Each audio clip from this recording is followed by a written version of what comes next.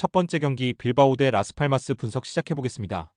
빌바오는 4-2-3-1 포메이션을 기반으로 좌우 측면에서의 강한 압박과 세컨볼 연계에 능한 전개를 선보이는 팀이며 고르카 구르제타는 타겟형 스트라이커로 제공권 장악과 포스트 플레이 모두 뛰어나며 알바로 잘로는 이선에서의 침투 타이밍과 볼 간수 능력으로 공격 전개의 연결고리 역할을 맡고 있고 우나이 고메스는 중원에서의 활동량과 빌드업 기점 역할을 안정적으로 수행하고 있으며 홈 경기에서는 높은 점유율과 빠른 전개로 상대를 압도하는 흐름을 자주 만든다. 라스팔마스는 4-4-2 포메이션을 유지하면서 두 줄 수비와 역습 위주의 전개를 중심으로 운영한다. 다만 이번 경기에서는 하비 무뉴스가 징계로 빠지고 베니토 라미레즈, 실러선, 키리안 로드리게스, 그리고 핵심 스트라이커 파비우 실바까지 대거 부상으로 이탈했고 공격 전개의 무게중심이 무너지면서 수비 라인까지 내려앉는 소극적인 운영이 예상되며 모로코 인근 섬에서 스페인 본토 빌바오까지의 긴 원정 이동 역시 체력적으로 매우 불리한 조건이며 원정에서는 특히 후반 체력 저하로 실점률이 높아지는 양상이 자주 연출된다.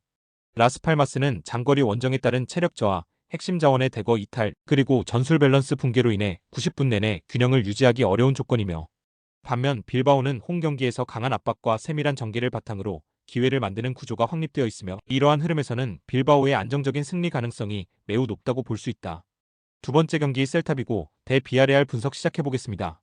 셀타비고는 4-1-4-1 포메이션을 중심으로 중원을 넓게 활용하며 점유율과 조직적인 전개를 바탕으로 경기를 운영하는 팀이며 보르아 이글레시아스는 제공권과 연계 플레이에서 강점을 보이며 이아고 아스파스는 패스 조율과 골 결정력을 동시에 보유한 핵심 자원이며 스베드베리는 이선에서 공간 침투와 활동량으로 상대 수비를 흔드는 역할을 맡고 있고 홈 경기에서는 후방 빌드업과 중원 압박이 안정적으로 전개되며 측면 전개를 활용한 다양한 공격 루트 확보가 가능하다. 비아레알은 4-4-2 포메이션을 기반으로 측면 공격과 침투 패턴을 중심으로 전개하는 팀이나 이번 경기에서는 핵심 자원의 대거 이탈로 인해 전술 완성도가 크게 흔들린 상태고 라울 알비올의 부재로 수비 리더십과 후방 조율이 약화되었고 뷰캐넌과 제라르 모레노까지 빠지면서 전방 마무리와 빌드업이 단절되고 있고 바리와 예레미 피노는 개별 기량은 있지만 공격 전개에서 동선 겹침과 이선 지원 부재로 실질적 위협이 줄어든 상태고 원정 경기에서는 전개 속도 저하와 공간 커버 미흡으로 인해 후반 실점이 빈번하게 발생하고 있다. 비아레알은 공격과 수비의 연결고리였던 주요 자원들이 대거 이탈하며 기본 전술 유지조차 어려운 상황이며 셀타비고는 아스파스를 중심으로 조직적 압박과 빠른 패스 전개를 통해 상대를 압도할 수 있으며 홈에서의 강점을 바탕으로 실리적인 승리를 가져갈 가능성이 높다. 세 번째 경기 흐로닝원 대 헤라클레스 분석 시작해보겠습니다. 흐로닝원은 4-4-2 포메이션을 바탕으로 두 줄 수비와 단순한 전방 연결을 중심으로 운영하는 팀이며 반 베르에는 제공권 장악과 포스트 플레이에 강점을 가지며 발렌테는 중원에서 수비적인 밸런스를 잡아주는 역할을 수행한다. 세운텐스는 측면에서의 돌파와 크로스 공급에 능하지만 전체적인 공격 완성도는 기복이 있고 홈 경기에서는 수비 집중력은 높지만 공격 전개 속도가 느려 세밀한 마무리가 아쉬운 모습이다. 헤라클레스는 4-2-3-1 포메이션을 바탕으로 엥겔스와 홍캄프를 중심으로 한 전방 압박과 간결한 역습이 주된 전략이며 엥겔스는 이선에서의 연계 능력은 뛰어나지만 결정적인 찬스에서 마무리 부족이 자주 드러난다. 포드 고레아누는 측면에서의 볼 운반은 안정적이지만 수비 가담이 느슨해 전환시 공간을 자주 허용한다. 전체적으로 원정 경기에서는 수비 라인이 내려가며 역습에 초점을 맞추는 만큼 점유율과 기회수 자체는 제한적이다. 흐로닝어는 수비 집중력으로 홈 실점 억제는 가능하나 공격 전개가 단조롭고 마무리 효율이 떨어진다. 헤라클레스 역시 빠른 역습은 있지만 마무리 결정력과 조직적인 압박 유지 측면에서 불안 요소가 남아있고 전반적인 전술 균형과 흐름을 고려하면 승패보다는 팽팽한 흐름의 무승부 가능성이 높게 점쳐진다. 네 번째 경기 아스날 대 크리스탈 팰리스 분석 시작해보겠습니다. 아스날은 4-3-3 포메이션을 중심으로 유기적인 빌드업과 중거리 패스를 통해 경기를 주도하는 스타일이며 최근 아르테타 감독은 미켈 메리노를 펄스나인으로 배치하여 기존 전방 압박 구조를 탈피, 이선 침투와 넓은 시야를 활용한 연계 중심의 공격 전술로 변화를 주고 있고 마르티넬리와 웨데고르의 이선 압박력은 여전히 위력적이며 좌우 풀백의 전진 배치도 적극적인 편이다. 다만 가브리엘 제수스, 토미야스, 마갈량이스, 하베르츠, 사카, 조르지뉴 등 주요 자원 다수가 결장 예정으로 선수 운용에 일부 제한은 존재한다. 그러나 칼라피오리와 메리노의 멀티 포지션 활용, 웨데고르의 조율력 등을 바탕으로 주도권을 잃지 않고 있다. 팰리스는 3-4-3 포메이션을 바탕으로 마테타를 중심으로 한 전방 압박과 에제의 드리블 능력에 의존하는 공격 패턴을 갖고 있고 사르의 속도와 좌우 스위칭은 위협적이나 중원 숫자가 부족해 압박 회피와 공수 전환에서 약점을 드러낸다. 리차즈는 징계로 결장하며 수비 라인의 높이를 조절할 수 있는 핵심 자원이 빠졌고 리아드와 투쿠레 역시 부상으로 빠지며 미드필더 조합 안정감이 크게 떨어진다. 결과적으로 전방 압박과 수비 전환에서 무게중심이 맞지 않아 상대의 빠른 패스워크에 쉽게 흔들리는 흐름을 보이고 있다. 아스날은 다수의 부상자 속에서도 아르테타 감독의 전술적 변화를 통해 흐름 반전에 성공하고 있으며 메리노의 활용법과 웨데고르의 조율력, 마르티넬리의 돌파력까지 다방면에서 우위를 점할 수 있는 상황이며 반면 팰리스는 선수 누수와 전술 응집력 부족이 맞물려 경기 주도권을 유지하기 어려운 구조고 결국 전술 완성도에서 앞선 아스날이 승리를 가져갈 가능성이 높다.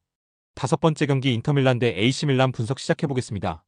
인터밀란은 3-5-2 포메이션을 바탕으로 미드필드 장악과 측면 오버래핑을 활용한 전술 운영에 능하고 라우타로 마르티네스는 압박 속에서도 침착하게 마무리할 수 있는 결정력을 갖춘 전방 자원이며 호아킨 코레아는 이선에서 볼 운반과 연계 플레이에 강점을 보이며 전환 속도를 높이는 데 기여하고 있고 바렐라는 중원에서 넓은 활동 반경으로 수비와 공격의 연결고리 역할을 해내며 전체적인 밸런스를 유지시킨다. 수비 라인은 3백 구조에서 안정적으로 간격을 유지하며 세트피스 상황에서도 집중력이 높다. AC밀란은 3-4-3 포메이션으로 전방 3인 조합을 중심으로 한 역습 전개에 초점을 맞추고 있고 하파엘 레앙은 빠른 스피드와 돌파력으로 공간을 파고드는데 위협적인 자원이지만 요비치는 박스 안에서의 움직임은 정교하나 전반적인 활동량은 제한적이며 풀리식은 적극적인 전진 움직임이 강점이지만 체력 저하 이후 기복이 발생하는 단점도 병존한다. 수비 전환 시 미드필더 숫자가 부족해지는 구간에서 전방 압박이 풀리며 실점으로 연결되는 장면이 반복되고 있다. 인터밀란은 미드필드의 전술 완성도와 수비 안정성, 전방 마무리 능력까지 조화를 이루며 경기 흐름을 안정적으로 이끌 수 있고 AC밀란은 전방 타점은 존재하지만 전환 속도와 조직력에서 반복적인 취약점을 드러내고 있고 결국 조직적인 전술 전개와 중원 지배력에서 앞서는 인터밀란이 경기 흐름을 가져갈 가능성이 높다. 여섯 번째 경기 헤타페 대 레알 마드리드 분석 시작해보겠습니다. 헤타페는 4-1-4-1 포메이션을 바탕으로 수비 중심 전술과 중원 압박을 통해 흐름을 끊는 전개를 자주 보여주는 팀이며 이을드름은 넓은 커버 범위로 수비 보호에 기여하지만 전방 패스 연결에서는 다소 불안한 모습을 보인다.